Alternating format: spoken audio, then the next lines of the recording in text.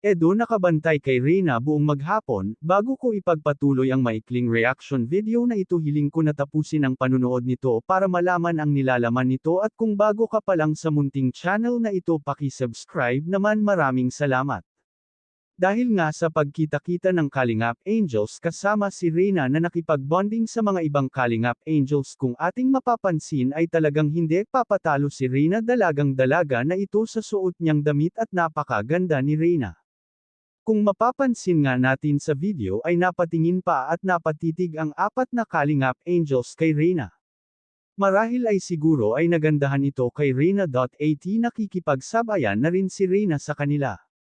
Napasabi tuloy si Kalingap Rab na magaling mag-alaga itong si Ate Roda kitang-kita ang malaking improvement kay Reyna. Siguro naman kung mapapanood ito ni Lolo Nestor matutuwa siya sa malaking improvement ng apo niya at hindi nagkakamali si Melanie na ibalik sa Kalingap itong si Reyna. Dumako naman tayo kay Edo kung mapapansin nga natin nasa likod lang si Edo at nakatingin kay Reyna hanggang sa tabing dagat ay nandun din si Edo na nakabantay kay Reyna. Hanggang ngayon kasi ay parang nakababatang kapatid nila kung ituring itong si Reyna.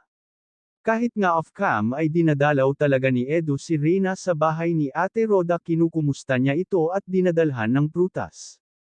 Ganon nila kamahal si Reyna at nagtutulungan sila para gumaling na itong si Reyna. Hindi naman nasayang ang pagod nila at unti-unti na nila nakikita ang improvement na inaasam nila kay Reyna. Salamat sa Team Kalingap at kahit anong nangyari ay hindi nila sinukuan si Reyna, lahat ay ginawa nila para sa ikabubuti ni Reyna.